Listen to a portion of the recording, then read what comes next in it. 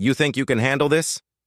Captain Marcus Bull, Bradley's voice cut through the acrid smoke like a chainsaw through timber. His weathered face, scarred by 23 years of fighting fires, twisted into a sneer as he gestured toward the blazing apartment complex. Some college boy thinks he can waltz into Station 19 and play hero. Danny Rivera stood frozen in the doorway of the fire truck, his pristine gear reflecting the orange flames that consumed the 5-story building. 28 firefighters stared at him like he was an unwelcome accident waiting to happen. Bull stepped closer, close enough that Danny could smell the mixture of smoke, sweat, and the kind of contempt that burned hotter than any fire. "Here's your chance, rookie," Bull said, his voice dripping with disdain. The words touched something deep in Danny's chest, a recognition that his grandfather's teachings about service and sacrifice had found their ultimate expression. This wasn't about proving Bull wrong or validating his education.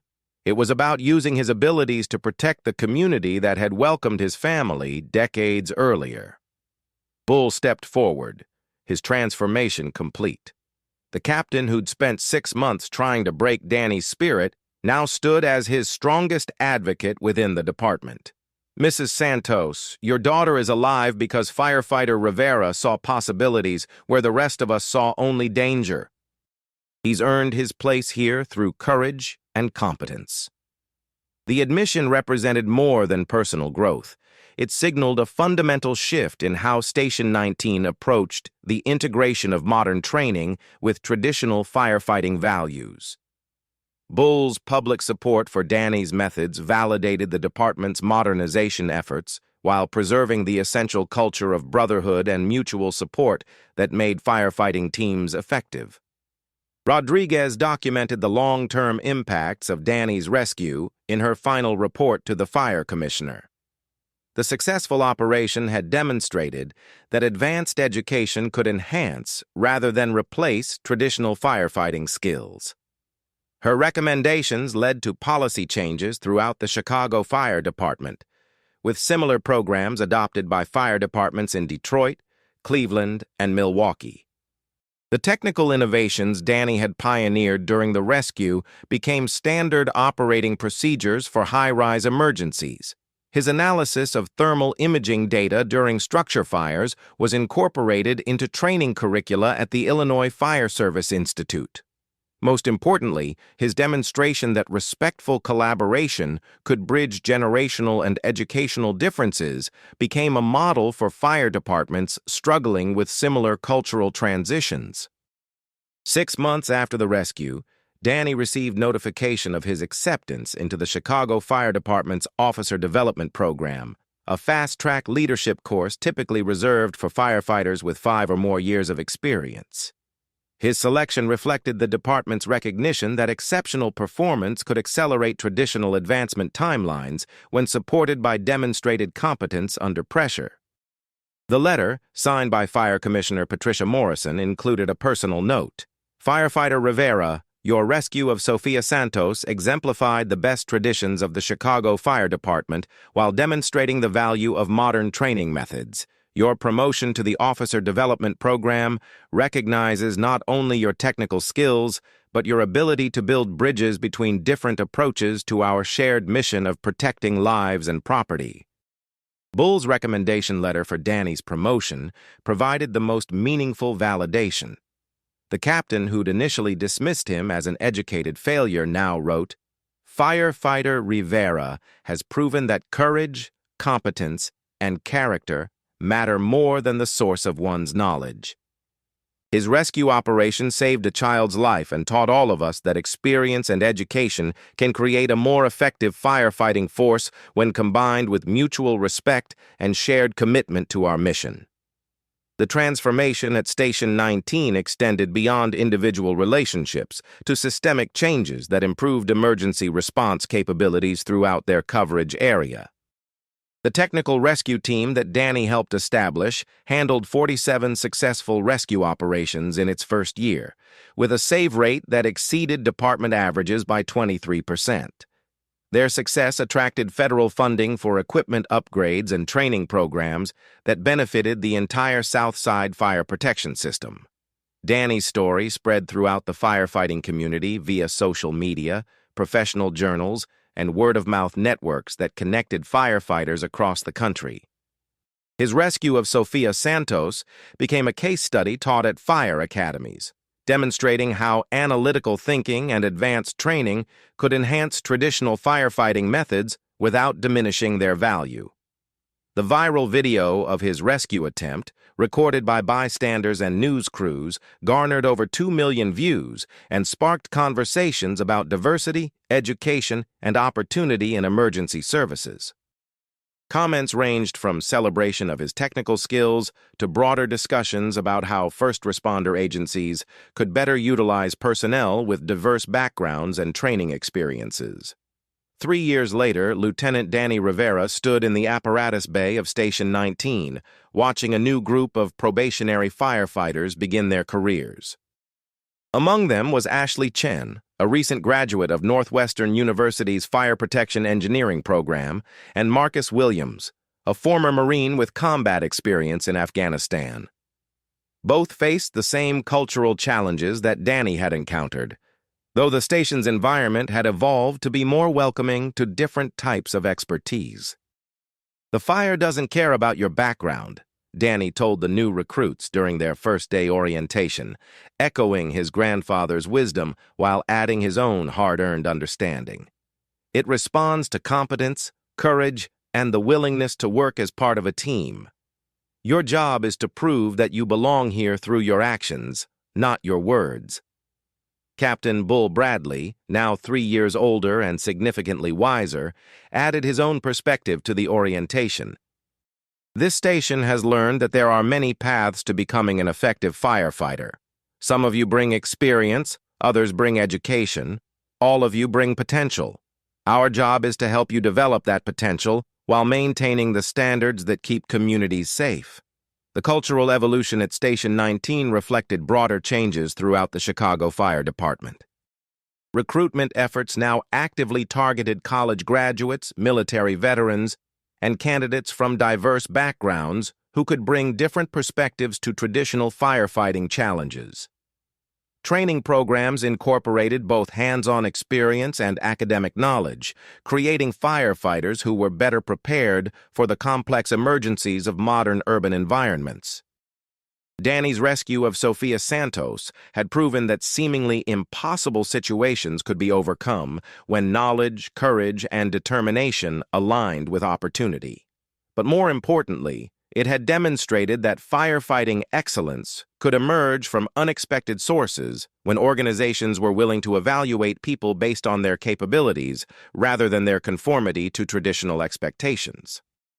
The little girl who'd been unconscious in apartment 4B grew up to become a symbol of hope for her community.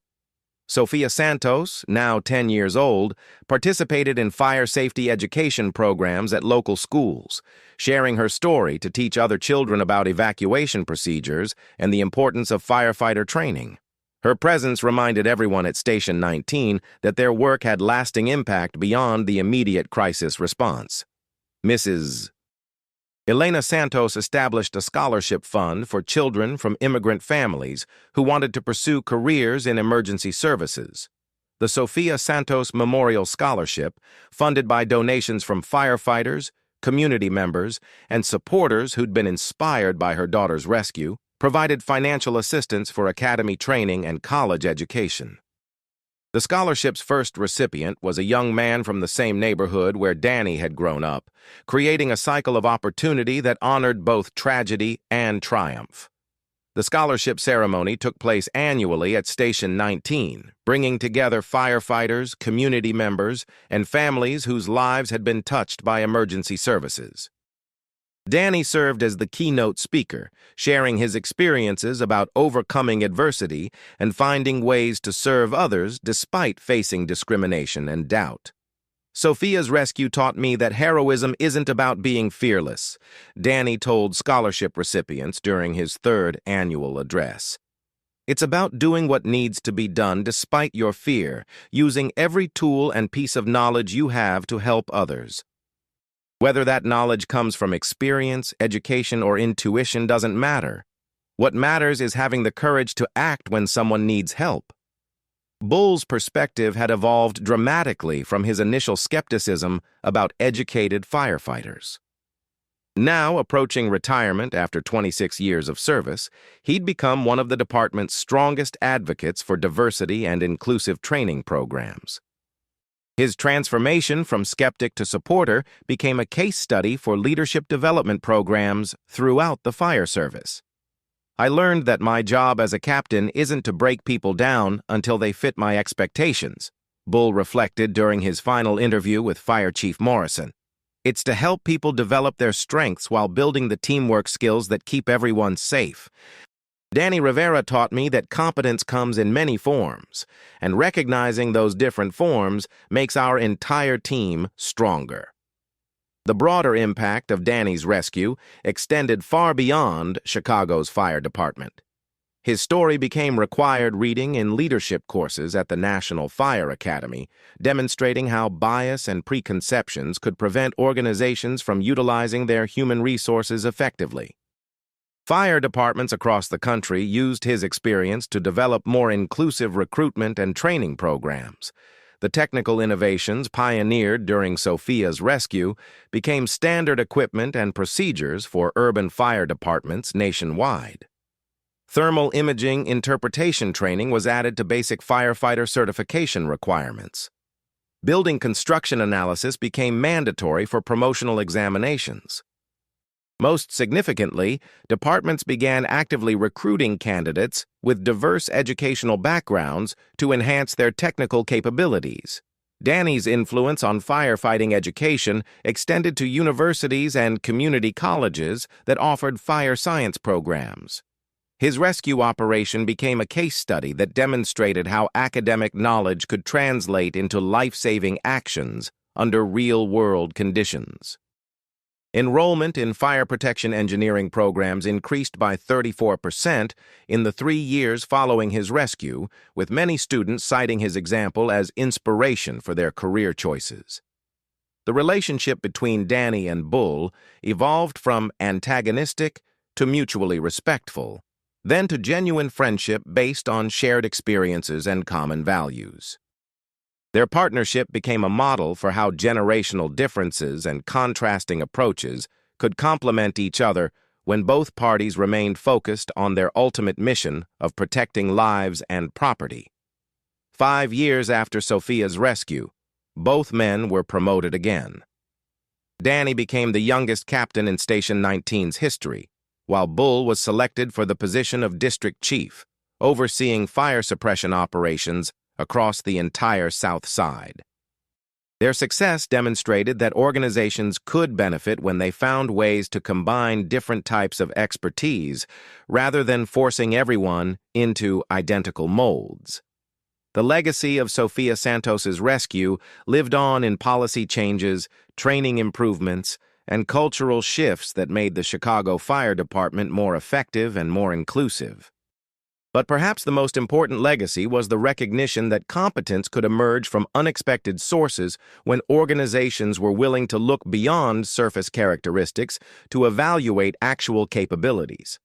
Danny Rivera's journey from dismissed rookie to respected leader proved that determination, preparation, and courage could overcome even the most entrenched prejudices. His story became a reminder that excellence in emergency services required not just physical bravery, but the intellectual courage to challenge assumptions and the emotional strength to persist when others doubted your worth.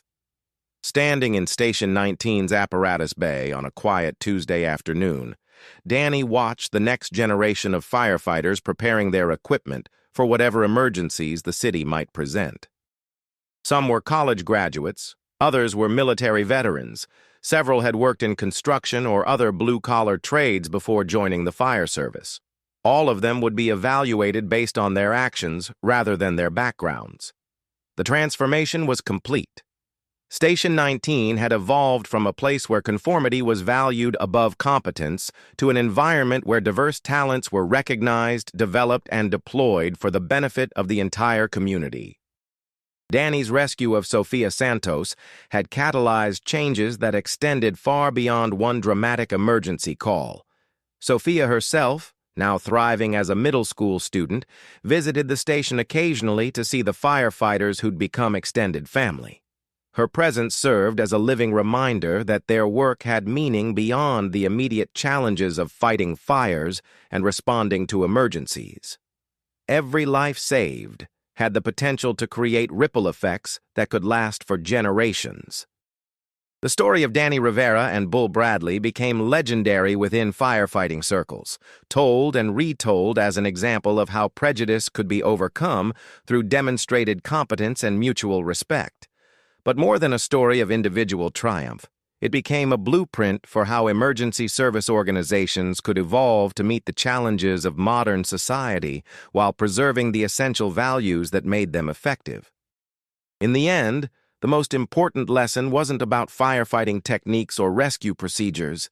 It was about the human capacity to grow, to learn from mistakes, and to find ways to work together despite differences in background, education, and experience. When lives hung in the balance, those differences became strengths rather than obstacles, creating teams that were stronger than the sum of their individual parts. The veteran fireman who'd mocked the rookie had learned to respect competence regardless of its source. The rookie who'd been dismissed as educated but inexperienced had proven that knowledge and courage could overcome the most daunting challenges. Together, they'd created a legacy that would influence firefighting culture for years to come. Sometimes the most powerful transformations begin with a single moment of crisis that reveals what people are truly capable of achieving when they're given the chance to prove their worth. He's a kid trapped on the 4th floor, apartment 4B. Real firefighters have already written it off as too dangerous. He pointed to the inferno with a gloved hand that had pulled more bodies from burning buildings than Danny had ever seen in his EMT training. Prove you belong here, college boy. Save that child and show us you're worth the badge we gave you. The challenge hung in the air like toxic smoke. When you fail, and you will, maybe you'll realize this job isn't for people who learned firefighting from textbooks. Have you ever been dismissed so completely that someone bet a child's life you'd fail? Station 19 rose from Chicago's South Side like a brick fortress against urban decay. The 3-story firehouse had served the community for 67 years, its red doors opening to answer calls from the projects, the industrial district, and the gentrifying neighborhoods where old Chicago met new money. The station housed Engine 19, Ladder 19, and some of the toughest firefighters in the Chicago Fire Department. Captain Marcus "Bull" Bradley had built his reputation with his fists and his fearlessness. At 45, he commanded respect through intimidation and a track record that included 4,000 emergency calls, 847 structure fires, and more rescue operations than any captain in the department's modern history. His crew called him Bull not just for his aggressive tactics, but for his ability to charge into situations that sent other firefighters running for backup. Bull's philosophy was simple but brutal. Firefighting wasn't a job for the weak, the educated, or the idealistic. It was a brotherhood forged in smoke and flame, where mistakes killed people and hesitation burned down neighborhoods. He'd seen too many rookies crack under pressure, freeze in critical moments, or make decisions that cost lives. In his mind, firefighting required more than training. It demanded the kind of instinctive courage that couldn't be taught in any academy. The department's crown jewel sat gleaming in the apparatus bay, a Pierce Arrow XT ladder truck worth $1.2 million. This wasn't just any fire truck. It featured a 100-foot aerial ladder, advanced thermal imaging cameras, hydraulic rescue tools, and enough equipment to handle everything from high-rise fires to technical rescues. The truck represented the cutting edge of firefighting technology, designed to give crews every possible advantage against the forces of destruction. For 3 months, this state-of-the-art machine had been the center of a growing controversy. The department had invested heavily in new technology, computerized systems, and advanced equipment that promised to revolutionize emergency response. But Bull and his old-school crew viewed these innovations with deep suspicion. They trusted their instincts, their experience, and their ability to read fire like an ancient language passed down through generations of firefighters. Danny Rivera knew every specification of Station 19's equipment. For 6 months, he'd studied department procedures, memorized building layouts, and absorbed every technical manual the Chicago Fire Department published. His official title read Probationary Firefighter, but everyone understood the reality. He was the college boy, the outsider, the academic experiment that the brass had forced on a crew that valued grit over grades. His bachelor's degree in fire science from the University of Illinois hung framed in his small apartment, a constant reminder of dreams that seemed increasingly distant from the harsh reality of firehouse culture. While his classmates had taken jobs with suburban departments or federal agencies, Danny had chosen the urban battlefield where real firefighting happened. His decision came with a price that grew steeper every day. His single mother, Maria Rivera, had worked double shifts at Chicago General Hospital to pay for his education. The nursing salary of $47,000 annually barely covered their expenses, but she'd insisted her son pursue opportunities she'd never had. Danny's degree represented 4 years of sacrifice, student loans that totaled $38,000, and a mother's unwavering belief that education could open doors that remained closed to previous generations. The hazing intensified each week. Bull's morning briefings grew more pointed, his assignments more demeaning. Danny found himself assigned to equipment maintenance while experienced firefighters handled emergency calls.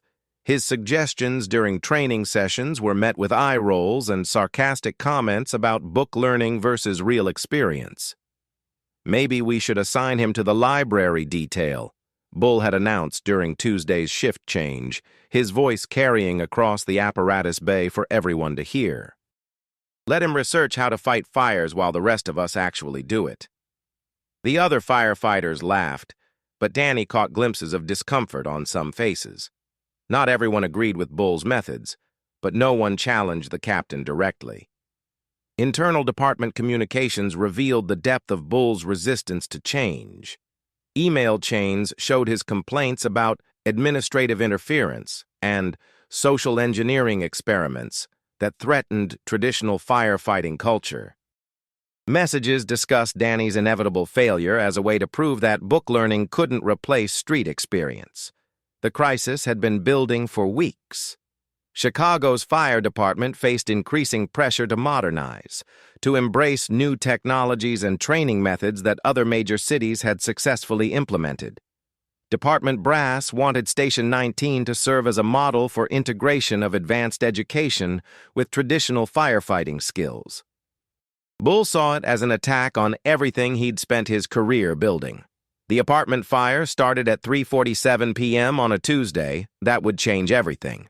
The 5-story brick building on Ashland Avenue housed 42 families, mostly working-class immigrants who'd found affordable housing in a neighborhood where affordable had become increasingly rare.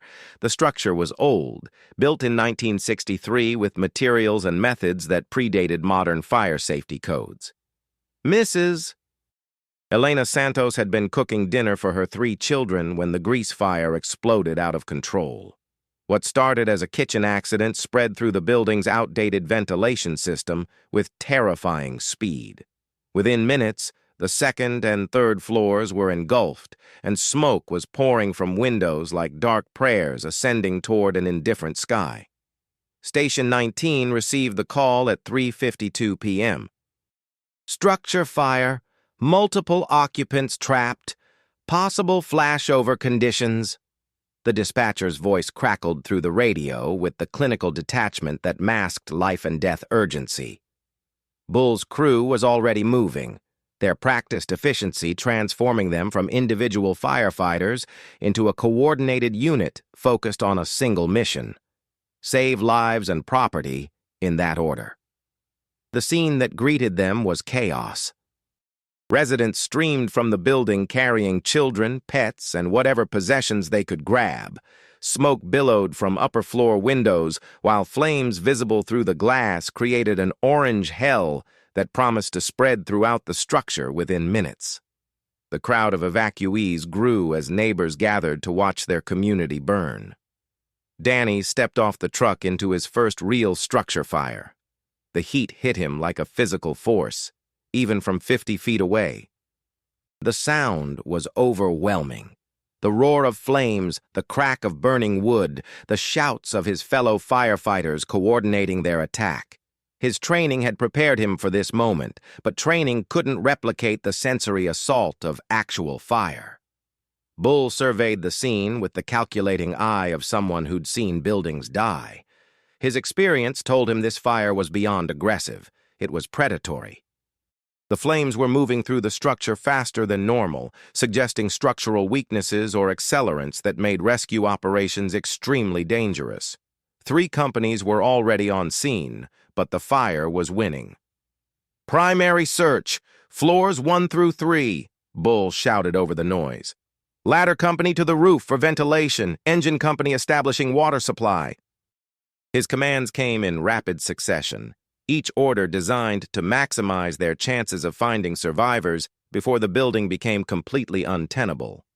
That's when Mrs. Santos broke through the crowd, her face streaked with tears and soot. "Mi niña!" she screamed, grabbing Bull's jacket with desperate hands. "My daughter is still inside. 4th floor, apartment 4B. She was sleeping when the fire started." Bull's expression hardened as he processed the information. The 4th floor was already showing signs of fire extension.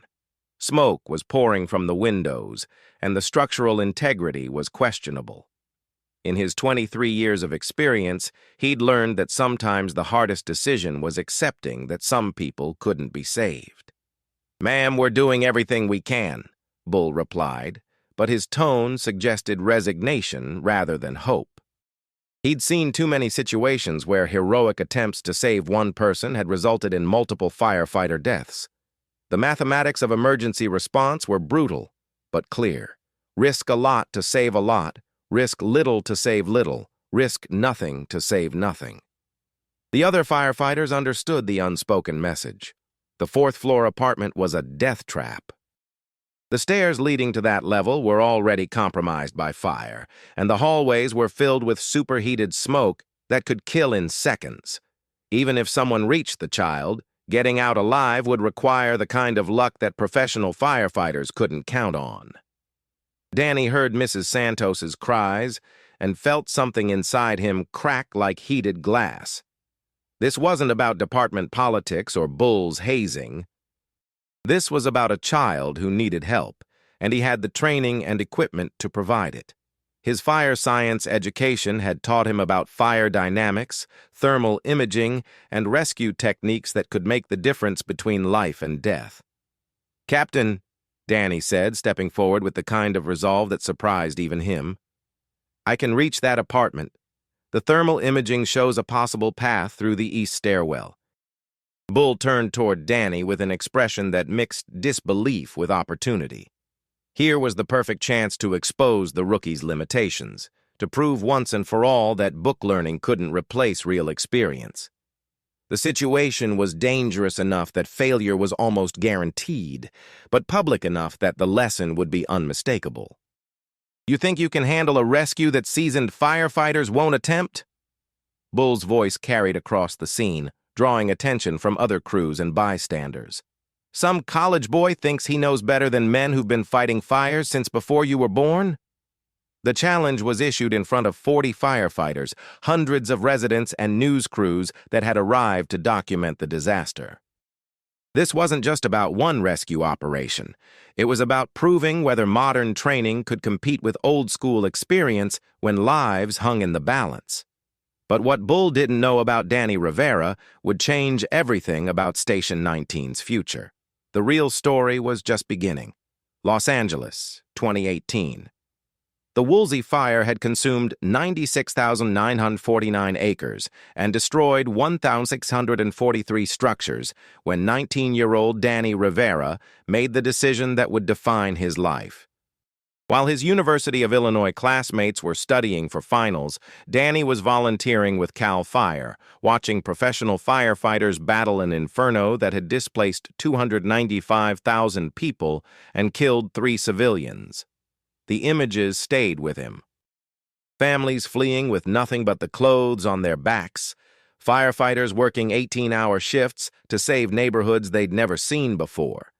The aftermath that looked like a war zone where suburban dreams had been incinerated by forces beyond human control. That's when Danny realized that firefighting wasn't just a job. It was a calling that required everything he had to give. His grandfather, Roberto Rivera, had been a carpenter who'd helped rebuild Chicago after the 1968 riots. At 78, Roberto still moved with the careful precision of someone who'd spent decades working with tools that could cut or build depending on skill and intention. During Danny's childhood, Roberto had taught him that real craftsmanship required understanding both the science and the soul of your work. "Mijo," Roberto would say while teaching Danny to use hand tools in his garage workshop, "anyone can learn to swing a hammer, but a true craftsman understands why the wood splits where it does, how the grain wants to be cut, when the structure is strong enough to bear weight. Knowledge and instinct. You need both." Those lessons extended beyond carpentry. Roberto had survived the fire department's old-school culture during his brief stint as a volunteer in the 1970s, before racial tensions and economic necessity pushed him toward construction work. He'd learned that competence could overcome prejudice, but only if you were twice as good and half as loud as everyone else. "The fire doesn't care about your college degree," Roberto told Danny during his senior year. "But it also doesn't care about somebody's opinion of you. Fire is honest, mijo. It responds to skill, preparation, and courage. Nothing else matters when lives are at stake." Danny's fire science degree wasn't just academic theory. He'd supplemented classroom learning with internships at suburban fire departments, volunteer work with wildland firefighting crews, and advanced certifications in technical rescue, hazardous materials, and emergency medical services. His professors recognized exceptional talent combined with work ethic that separated future leaders from ordinary graduates. Dr. Jennifer Walsh, who taught advanced fire dynamics at University of Illinois, had pulled Danny aside after his thesis defense on urban firefighting strategies. "You have an intuitive understanding of fire behavior that I rarely see in undergraduate students," she said. "Your analysis of thermal layering and ventilation-controlled fires shows thinking that typically requires years of field experience to develop." But academia was different from Chicago's South Side.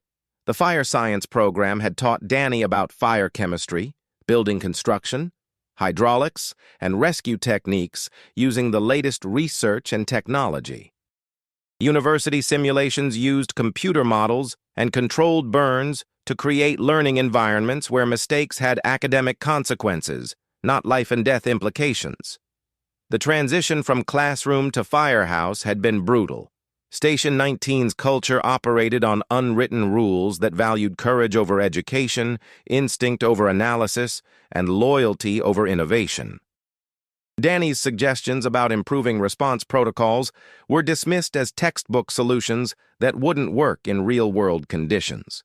His knowledge of building construction and fire behavior was treated as theoretical nonsense that had no place in practical firefighting. The breaking point had come during a warehouse fire 3 weeks earlier. Danny had identified potential structural collapse indicators based on smoke patterns and thermal signatures that his training had taught him to recognize.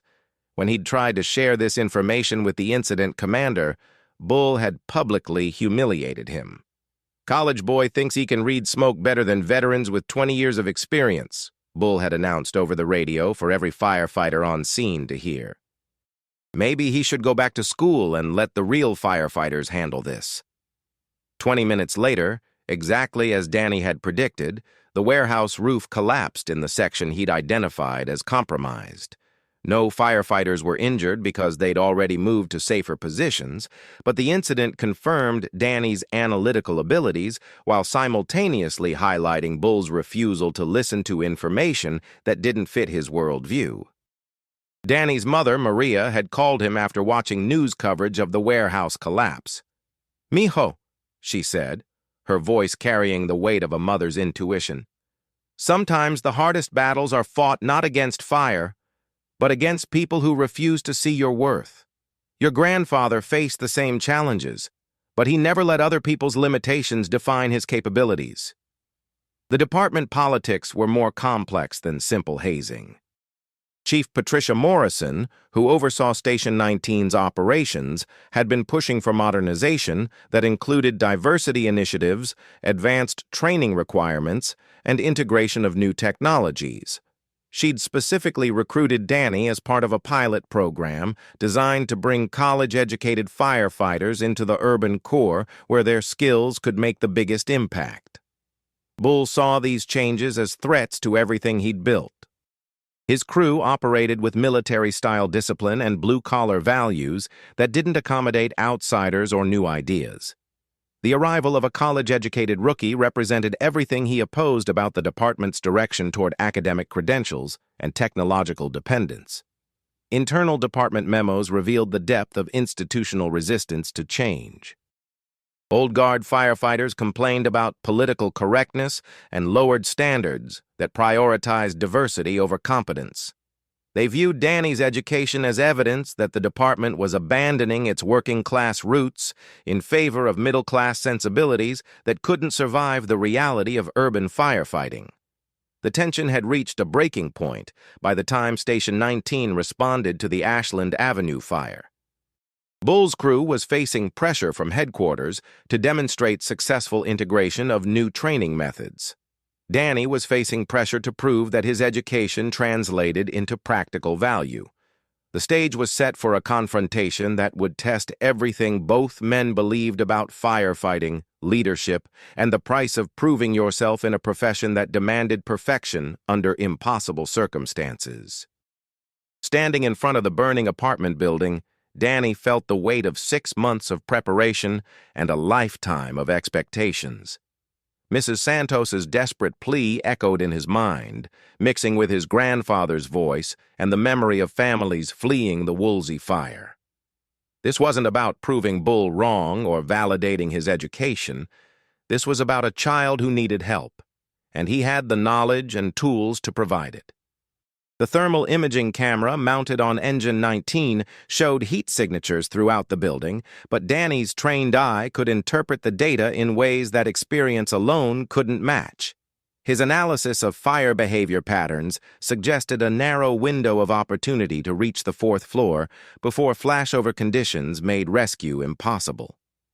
"I can do this," Danny said to Bull, his voice steady despite the chaos surrounding them. The fire dynamics show a clear path through the east stairwell. The thermal layering indicates temperatures that are manageable for a rapid entry and exit. Bull's response came loaded with 23 years of cynicism and 6 months of accumulated resentment. "You think you can handle what real firefighters consider impossible? Some rookie thinks his college degree makes him Superman?" The crowd of firefighters, residents, and media crews pressed closer as the confrontation escalated. This wasn't just about one rescue operation.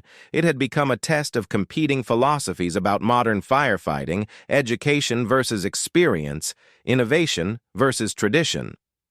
"Here's your chance to prove it," Bull continued, his voice carrying across the scene with the authority of someone who'd never been wrong about rookie failures. "Save that child and show us you're worth the badge we gave you. When you fail, and you will, maybe you'll finally understand that this job requires more than book learning." The challenge hung in the air like smoke, visible to everyone present and impossible to ignore. Danny looked up at the 4th floor windows where flames were beginning to show, calculating the time remaining before the situation became completely untenable. His grandfather's voice echoed in his memory. Fire is honest, mijo. It responds to skill, preparation, and courage. The real test was about to begin. The thermal imaging camera painted a picture that most firefighters couldn't fully interpret. Where experienced eyes saw dangerous heat signatures and smoke density, Danny's education allowed him to read the building's story.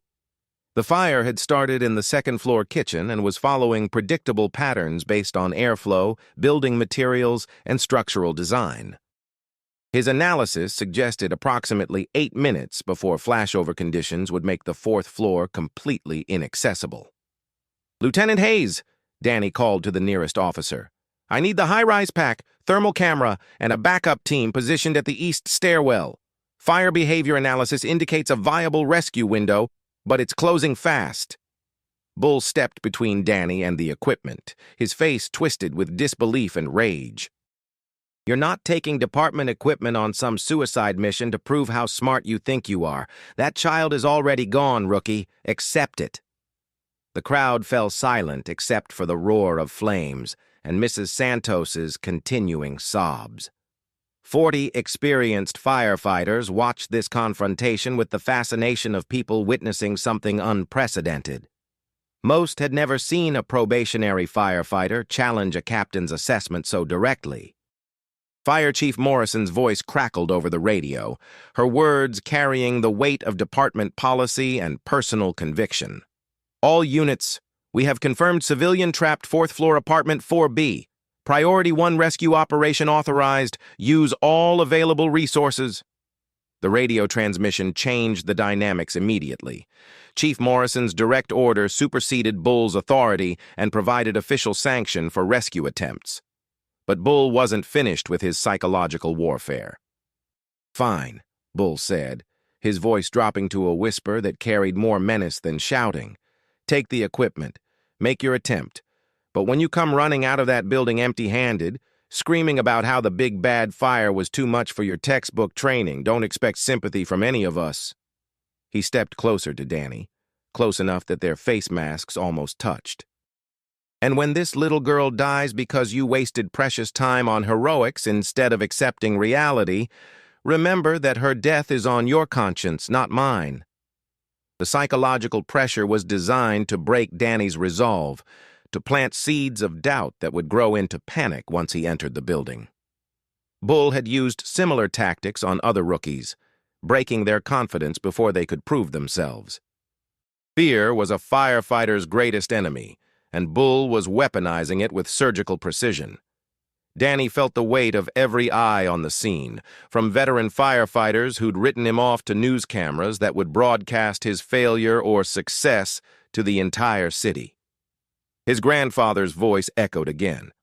"Sometimes the hardest part isn't doing the job. It's ignoring the people who tell you it can't be done." "I understand the risks," Danny replied, his voice steady despite the trembling in his hands. "But my analysis shows this rescue is possible. That child deserves every chance we can give her." He turned to Lieutenant Hayes, who'd been watching the confrontation with growing unease. Hayes was a 20-year veteran who'd seen enough rookie failures to understand Bull's skepticism, but he'd also seen enough fire to recognize when someone might actually know what they were talking about. "Lieutenant, I need that equipment now. Every second we debate is a second that child gets closer to being unreachable." Hayes looked between Danny and Bull, calculating department politics against operational necessity. Chief Morrison's radio order provided cover, but challenging Bull directly could end Hayes's career advancement. The decision came down to instinct, and his instincts told him that sometimes knowledge mattered more than experience. "Rivera, you've got the high-rise pack," Hayes said, opening the equipment compartment with decisive efficiency. "Thermal camera, rope bag, and radio. Hernandez and Jackson, you're his backup team positioned at the stairwell entrance." The equipment felt familiar in Danny's hands, despite the chaos surrounding them. Hundreds of hours of training had programmed muscle memory that operated independent of stress or doubt. The thermal camera displayed heat signatures that confirmed his analysis. a narrow corridor of survivable temperatures leading toward apartment 4B. Bull's final psychological assault came as Danny prepared to enter the building. "You know what the worst part is going to be?" he called out loud enough for everyone to hear. "When you realize that all your education couldn't prepare you for the moment when that ceiling comes down on your head and there's nowhere to run." Danny paused at the building entrance, looking back at the crowd of faces watching his next move. Some showed skepticism, others curiosity, a few displayed what might have been hope. Mrs. Santos stood behind the fire line with her hands pressed together in prayer, her eyes fixed on him with the desperate faith that mothers reserve for miracles.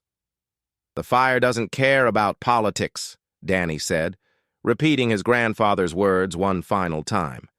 "It only responds to competence."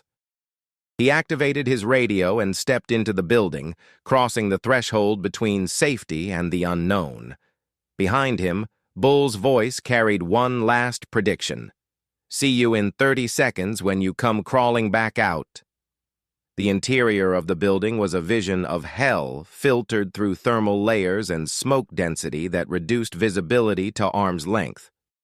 Danny's breathing apparatus cycled with mechanical precision, each breath a reminder that his life support was limited to 30 minutes of air supply. The thermal camera revealed the path his analysis had predicted: stairs that were hot but passable, hallways filled with smoke, but not yet at flashover temperatures. Each step was calculated based on fire behavior principles that his education had drilled into his consciousness. He understood thermal layering, which meant staying low where temperatures were survivable, rather than standing upright where superheated gases could cook him alive in seconds.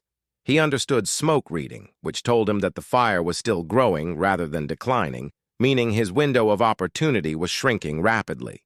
The second-floor landing showed signs of severe fire damage, but structural integrity remained adequate for rapid transit. Danny's radio crackled with updates from outside. "Engine 19 to Rivera, thermal showing increasing fire activity on floors 2 and 3. Recommend expediting rescue operation."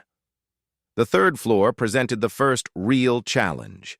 Heat signatures through the thermal camera showed temperatures approaching 800 degrees Fahrenheit, hot enough to cause burns through his protective equipment, but still below the threshold for immediate life threat. Danny's training had taught him to trust his equipment and move quickly through dangerous areas rather than hesitating and allowing heat to accumulate. His radio crackled again. "Rivera, you've got maybe 4 minutes before flashover conditions. Whatever you're going to do it fast." The fourth-floor stairwell was filled with smoke so dense that his flashlight beam extended only inches. Danny's thermal camera became his primary navigation tool, showing walls, doors, and heat signatures that his eyes couldn't detect. The hallway leading to apartment 4B was like moving through a coal mine where every breath had to be carefully managed. Apartment 4B's door was unlocked, probably left open during the family's panicked evacuation. Danny pushed inside and immediately activated his thermal camera to scan for human heat signatures. The living room was empty, filled with smoke, but not yet burning. The kitchen showed signs of fire extension from below, but the bedrooms remained relatively clear. "Hello?" Danny called through his mask, his voice distorted but carrying. "Chicago Fire Department, is anyone here?" A faint sound came from the back bedroom, barely audible over the building's groaning structure and distant fire noise. Danny followed the thermal signatures toward the sound, his camera revealing furniture arrangements that helped him navigate through smoke-filled spaces. 7-year-old Sofia Santos was huddled under her bed, unconscious from smoke inhalation, but still alive according to the thermal readings. Her small body showed heat signatures consistent with life, though her breathing was shallow and irregular. Danny's EMT training kicked in as he assessed her condition. Airway compromised by smoke, breathing labored, circulation adequate but declining. The rescue would require rapid extrication followed by immediate medical attention. Danny wrapped Sofia in a thermal blanket from his equipment pack, created an airway seal to prevent additional smoke inhalation, and prepared for the most dangerous part of the operation: getting out alive.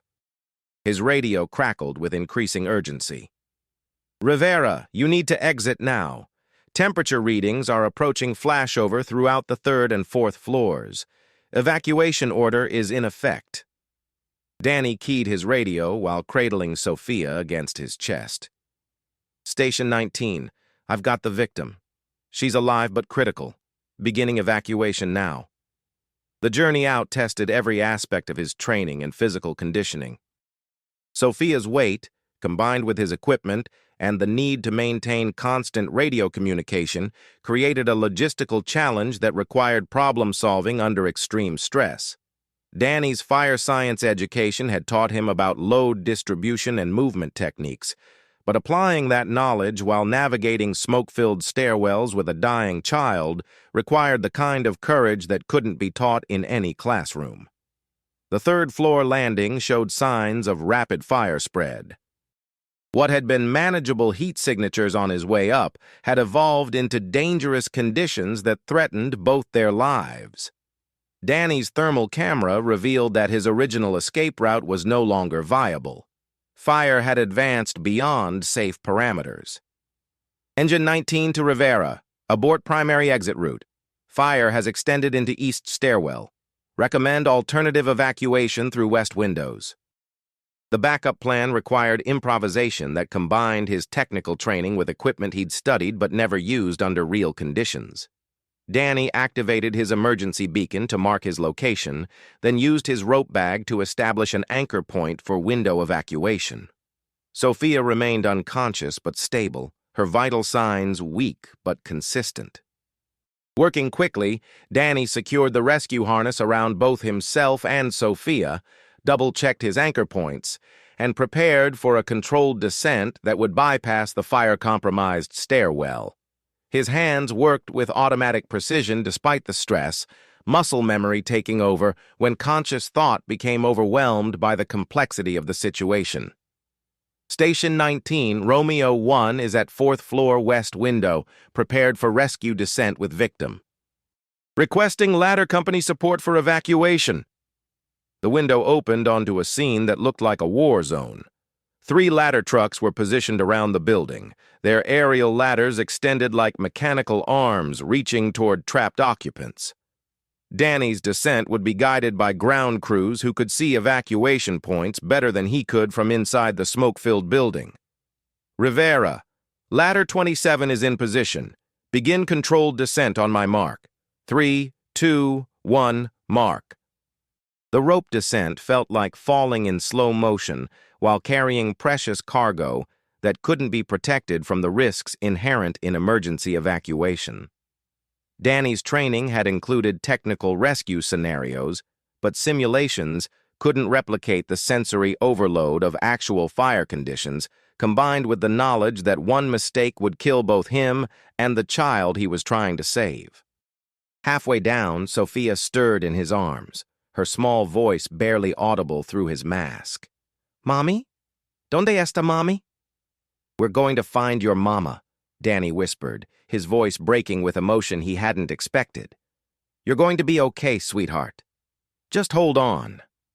The ground seemed impossibly far away, but Danny's descent continued steadily as ground crews guided his movement and prepared medical equipment for Sophia's treatment. Each foot of progress brought them closer to safety and further from the inferno that was consuming the building behind them. With 10 feet remaining, Danny felt solid ladder rungs under his boots as Ladder 27's aerial platform received both him and Sophia. Paramedics immediately took over Sophia's care while Danny collapsed against the ladder rail, his 30 minutes of air supply nearly exhausted and his body running on adrenaline and determination. "Rivera, how do you copy?" Lieutenant Hayes's voice crackled through his radio. "Good copy, Lieutenant. Victim is alive and breathing. Evacuation complete." The crowd that had watched Danny enter the building now erupted in cheers as he emerged with Sophia in his arms. Mrs. Santos broke through the fire line, running toward the ambulance where paramedics were working to stabilize her daughter. The reunion between mother and child played out under the lights of fire trucks and news cameras, a moment of human triumph against forces that had seemed insurmountable. But the most important reaction came from the firefighters who'd witnessed something unprecedented. 40 veteran firefighters who'd written off the rookie as educated but incompetent now stood in stunned silence as they processed what they'd just observed. Danny hadn't just survived a rescue operation that seasoned veterans had considered impossible. He'd succeeded where experience and instinct had suggested only failure was possible. Bull Bradley stood apart from the celebration, his face a mask of conflicted emotions that shifted between anger, disbelief, and something that might have been grudging respect. For 23 years, he'd built his reputation on the premise that firefighting required more than education could provide. Danny's successful rescue challenged everything Bull had believed about competence, training, and the value of different kinds of knowledge. Dr. Elena Rodriguez, the chief fire investigator who'd been called to document the incident, approached Danny as he underwent medical evaluation. At 58, Rodriguez had investigated more than 3,000 fire incidents and written the department's protocols for technical rescue operations. Her presence meant this rescue would be studied, analyzed, and potentially used to reshape training procedures throughout the Chicago Fire Department. "Firefighter Rivera," she said, her voice carrying the authority of someone whose opinions influenced policy. "I've been reviewing your rescue methodology through thermal imaging data and radio communications. Your analysis of fire behavior was textbook perfect, but your execution under real conditions was exceptional." She paused, consulting notes on her tablet. "Where others saw impossible conditions, you identified survivable parameters. Your understanding of thermal layering, smoke density, and structural integrity allowed you to navigate conditions that would have defeated firefighters with years more experience." The words carried weight beyond personal validation. Dr. Rodriguez's assessment would be included in official reports that reached the highest levels of the Chicago Fire Department. Her evaluation could influence training programs, equipment purchases, and personnel policies that affected thousands of firefighters throughout the city. Furthermore, Rodriguez continued, your improvised window evacuation using technical rescue equipment demonstrated problem-solving skills that suggest advanced training potential. The department should consider fast-tracking your development for specialized rescue operations. Bull overheard the conversation and approached with an expression that mixed professional obligation with personal reluctance. For 6 months, he'd dismissed Danny as an educated failure waiting to happen. Now, he faced the reality that his judgment had been wrong in ways that could have cost a child's life. "Rivera," Bull said, his voice stripped of the contempt that had defined their previous interactions. "That was solid work in there. Your analysis was accurate, your execution was professional, and you brought that kid out alive when I thought it was impossible." The admission came with visible difficulty, each word seeming to cost Bull something fundamental about his worldview. But professional integrity demanded acknowledgement when competence proved itself under fire. "I owe you an apology," Bull continued, his voice barely audible over the noise of ongoing fire suppression operations. "I let my opinions about education cloud my judgment about your capabilities. That was wrong, and it could have prevented this rescue from happening." Danny looked at his captain with the kind of grace that his grandfather had taught him to show when others finally recognized his worth. "Captain, we all want the same thing, to save lives and protect property. Maybe we just needed to find a way to combine experience with new approaches." The words carried wisdom beyond Danny's years, suggesting a maturity that could bridge the cultural divide between old-school firefighting and modern training methods. His success had proven that education and experience could complement rather than compete with each other. 3 weeks later, the transformation at Station 19 was complete. Danny's promotion to fire specialist came with a salary increase to $65,000 annually and assignment to the newly created technical rescue team. His responsibilities included advanced rescue operations, fire behavior analysis, and training development for probationary firefighters. The Chicago Fire Department implemented new protocols based on Danny's rescue methodology. Thermal imaging interpretation became mandatory training for all firefighters. Building construction analysis was added to promotional requirements. Most importantly, the department established mentorship programs that paired experienced firefighters with college-educated rookies to combine practical knowledge with theoretical understanding. Bull's leadership style evolved from intimidation to collaboration. His morning briefings now included technical discussions where different viewpoints were encouraged rather than dismissed. The station's culture shifted from rigid hierarchy to collaborative problem-solving that valued competence regardless of its source. The most satisfying moment came 6 months later when Sophia Santos visited Station 19 with her mother to thank the firefighters who'd saved her life. The 7-year-old girl who'd been unconscious during her rescue was now healthy, vibrant, and fascinated by the fire trucks that had played a role in her survival. "Senor Danny," Sophia said, hugging his legs with the enthusiasm of a child who didn't fully understand how close she'd come to dying. "Mommy says you're a hero. Are you really a hero?"